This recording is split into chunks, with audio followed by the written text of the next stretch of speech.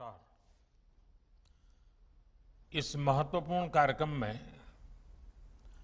देश भर से जुड़े सभी राज्यपाल महोदय, लेफ्टिनेंट गवर्नर्स, केंद्रीय मंत्रिमंडल के मेरे साथीगण, रिजर्व बैंक के गवर्नर, राज्यों के मुख्य सचिव, अलग अलग इंडस्ट्री एसोसिएशन से जुड़े साथीगण, स्टार्टअप, फिनटेक की दुनिया से जुड़े मेरे युवा साथी, बैंकों के वरिष्ठ अधिकारीगण और मेरे प्यारे भाइयों और बहनों, आज देश डिजिटल गवर्नेंस को एक नया आयाम दे रहा है।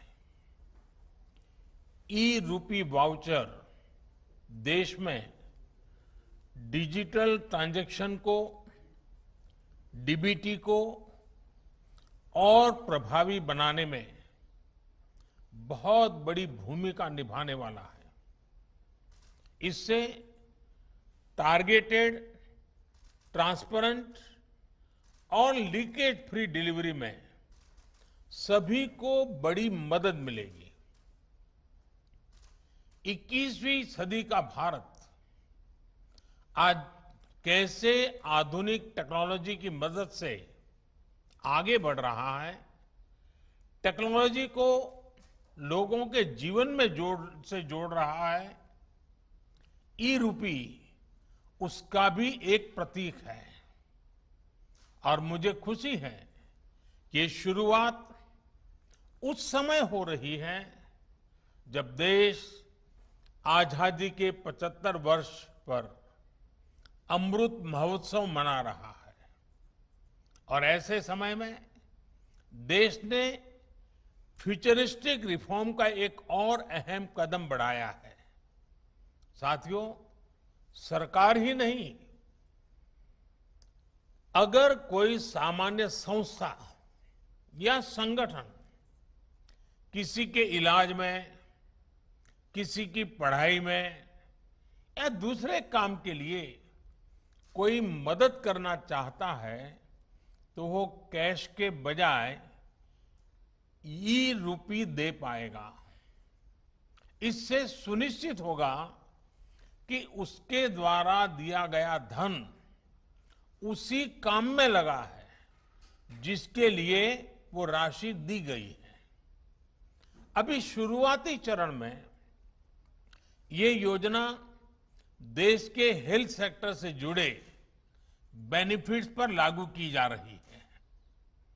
मान लीजिए कोई ऑर्गेनाइजेशन सेवा भाव से भारत सरकार के द्वारा जो मुफ्त वैक्सीन दी जा रही है उसका लाभ लेना नहीं चाहता है, लेकिन जो प्राइवेट अस्पतालों में जहां कुछ कीमत देकर के वैक्सीन चल रही है उसमें भेजना चाहता है। अगर वो 100 गरीबों को वैक्सीन लगवाने की उसकी इच्छा है तो वो उन 100 गरीबों को ई रूपी वाउचर दे सकता है। ई रूपी वाउचर ये सुनिश्चित करेगा कि उसका इस्तेमाल वैक्सीन लगवाने में ही हो, किसी और काम में नहीं। समय के साथ इसमें और भी चीजें जुड़ती चली जाएगी। जैसे कोई किसी के इलाज पर खर्च करना चाहता है, कोई टीबी के मरीज को सही दवाओं और भोजन के लिए आर्थिक मदद देना चाहता है, या फिर बच्चों को, गर्भवती महिलाओं को भोजन और पर्यावरण से जुड़ी दूसरी सुविधाएं पहुंचाना चाहता है, तो ई रूपी उनके लिए बहुत मददगार साबित होगा। यानी ई रूपी एक तरह से पर्सन के साथ साथ पर्पज स्पेसिफिक भी है। जिस मकसद से कोई मदद या कोई बेनिफिट दिया जा रहा है वो उसी के लिए प्रयोग होगा, ये ई रूपी सुनिश्चित करने वाला है। कोई अब अगर चाहेगा कि वो वृद्धाश्रम में 20 नए बेड लगवाना चाहता है तो ई रूपी वाउचर उसकी मदद करेगा। कोई किसी क्षेत्र में 50 गरीबों के लिए भोजन की व्यवस्था करना चाहता है तो ई रूपी वाउचर उसकी मदद करेगा। अगर कोई गौशाला में चारे की व्यवस्था करना चाहता है तो ई रूपी वाउचर उसकी भी मदद करेगा। इसे अगर राष्ट्रीय परिप्रेक्ष्य में देखें तो अगर सरकार द्वारा किताबों के लिए पैसा भेजा गया है तो ई रूपी ये सुनिश्चित करेगा कि किताबें ही खरीदी जाएं। अगर यूनिफॉर्म के लिए पैसा भेजा है तो उससे यूनिफॉर्म ही खरीदी जाए। अगर सब्सिडाइज खाद के लिए मदद की है तो वो खाद खरीदने के लिए ही काम आए। गर्भवती महिलाओं के लिए दिए गए कैश से सिर्फ पोषक आहार ही खरीदा जा सके, यानी पैसा देने के बाद हम उसका जो इस्तेमाल चाहते हैं ई रूपी वाउचर उसे सिद्ध करेगा। साथियों, पहले हमारे देश में कुछ लोग चाहते थे कि टेक्नोलॉजी, और वो कहते भी थे कि टेक्नोलॉजी तो केवल अमीरों की चीज है, भारत तो गरीब देश है, इसलिए भारत के लिए टेक्नोलॉजी का क्या काम। जब हमारी सरकार टेक्नोलॉजी को मिशन बनाने की बात करती थी तो बहुत से राजनेता, कुछ खास किस्म के एक्सपर्ट्स उस पर सवाल खड़ा करते थे। लेकिन आज देश ने उन लोगों की सोच को नकारा भी है और गलत भी साबित किया है। आज देश की सोच अलग है, नई है। आज हम टेक्नोलॉजी को गरीबों की मदद के, उनकी प्रगति के एक टूल के रूप में देख रहे हैं। आज दुनिया देख रही है कैसे भारत में टेक्नोलॉजी पारदर्शिता और ईमानदारी ला रही है, कैसे टेक्नोलॉजी नए अवसरों को पैदा करने में, उन्हें गरीबों को सुलभ बनाने का काम कर रही है, और कैसे टेक्नोलॉजी सरकार और लाल फीताशाही पर सामान्य मानवीय की निर्भरता को कम कर रही है। आप आज के ही यूनिक प्रोडक्ट को देखिए। आज हम यहां तक इसलिए पहुंचे हैं क्योंकि देश ने जनधन खातों को खोलने, उन्हें मोबाइल और आधार से जोड़ने और जैम जैसी व्यवस्था के लिए वर्षों मेहनत की है।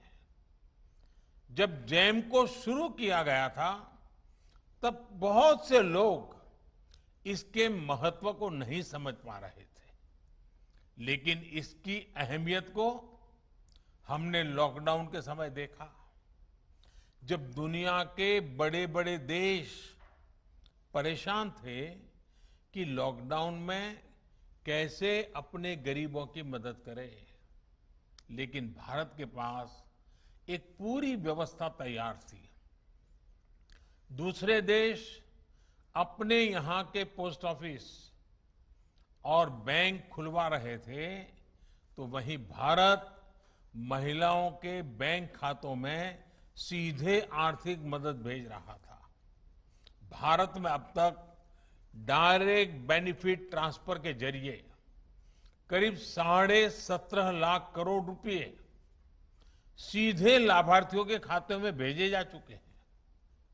आज केंद्र सरकार 300 से ज्यादा योजनाओं का लाभ डीबीटी के माध्यम से, डायरेक्ट बेनिफिट ट्रांसफर के माध्यम से लोगों तक पहुंचा रही है। लगभग 90 करोड़ देशवासियों को इसके तहत किसी न किसी रूप में लाभ हो रहा है। राशन हो, एलपीजी गैस हो, इलाज हो, स्कॉलरशिप हो, पेंशन हो, मजदूरी हो, घर बनाने के लिए मदद हो, ऐसे अनेक लाभ डीबीटी से मिल रहे हैं। पीएम किसान सम्मान निधि के तहत 1,35,000 करोड़ रुपए सीधे किसानों के बैंक अकाउंट में पहुंचाए गए हैं। इस बार तो किसानों से जो गेहूं की सरकारी खरीद हुई है उसका लगभग 85,000 करोड़ रुपए सीधा किसानों के बैंक खाते में ही ट्रांसफर किया गया है।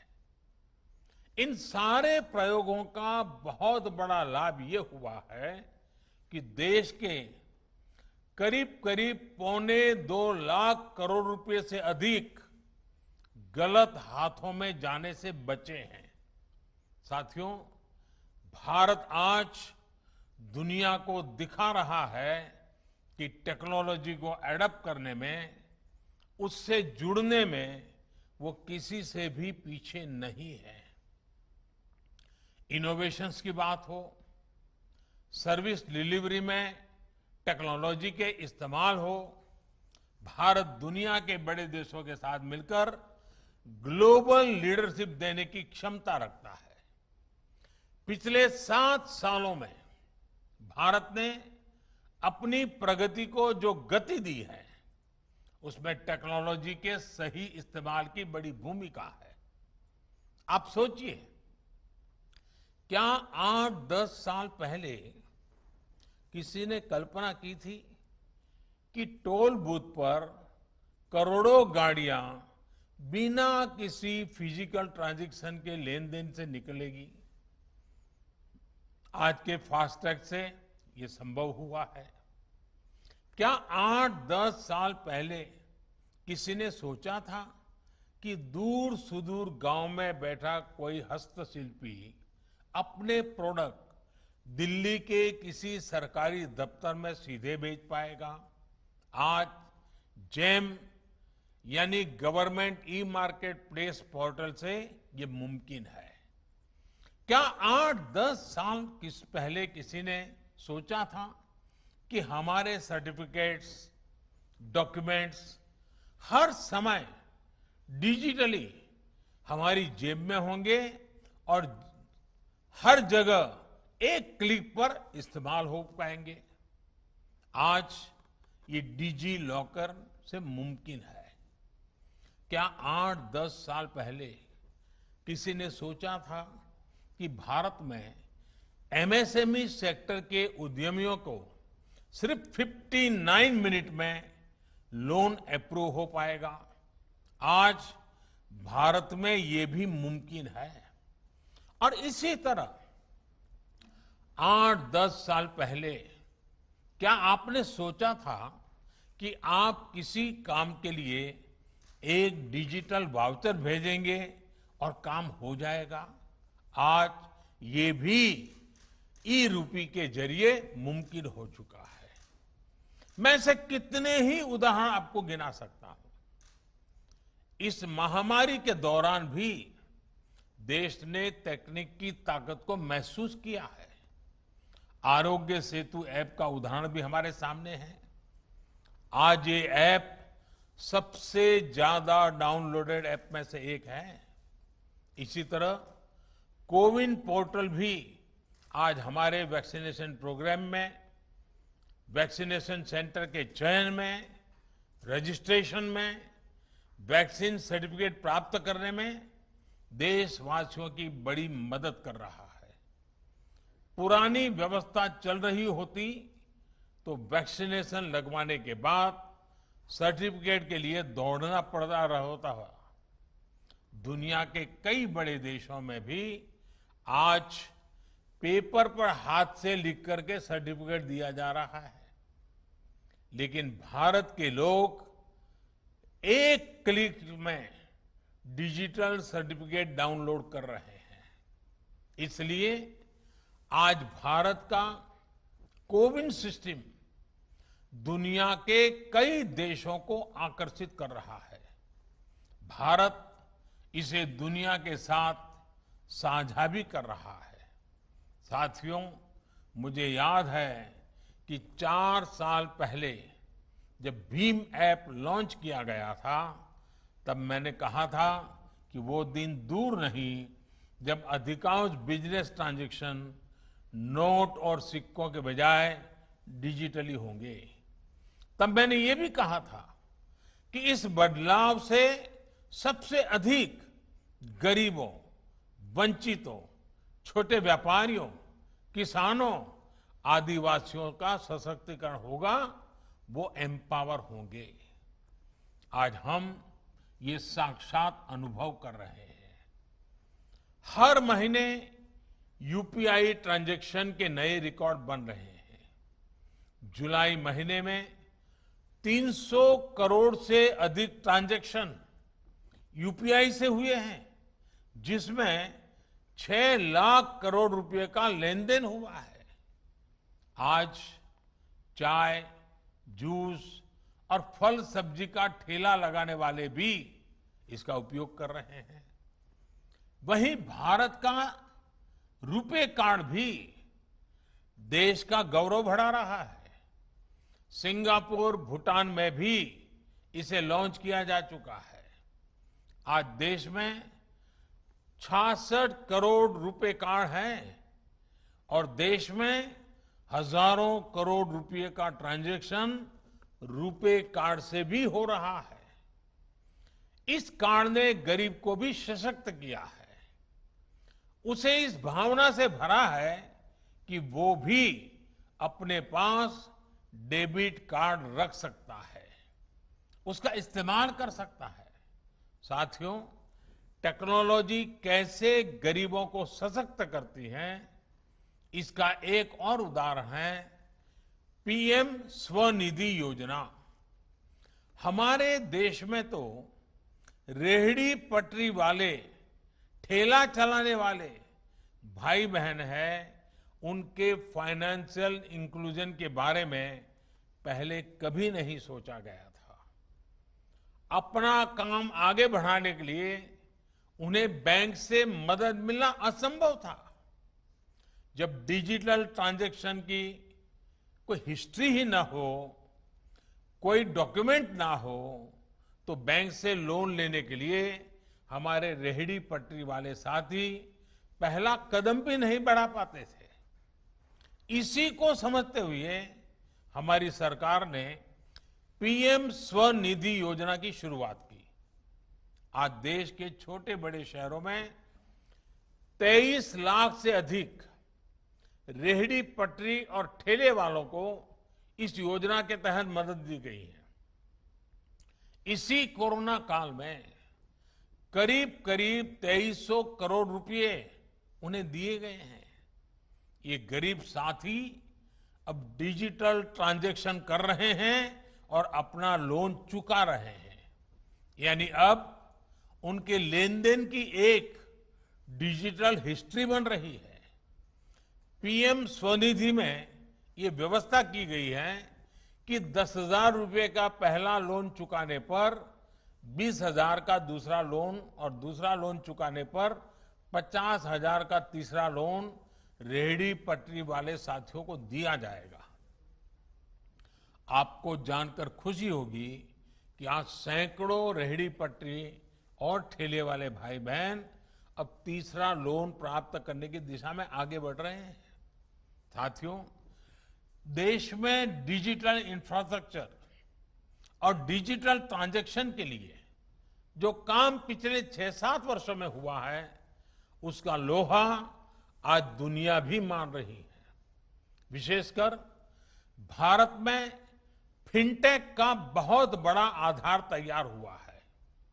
ऐसा आधार तो बड़े बड़े देशों में भी नहीं है। देशवासियों का पॉजिटिव माइंडसेट, फिनटेक सॉल्यूशन को एडॉप्ट करने की उनकी क्षमता भी असीम है। इसलिए ये आज भारत के युवाओं, भारत के स्टार्टअप इकोसिस्टम के लिए भी बेहतरीन मौका है। भारत के स्टार्टअप्स के लिए फिनटेक में अनेकों संभावनाएं हैं। साथियों, मुझे विश्वास है कि ई रूपी वाउचर भी सफलता के नए अध्याय लिखेगा।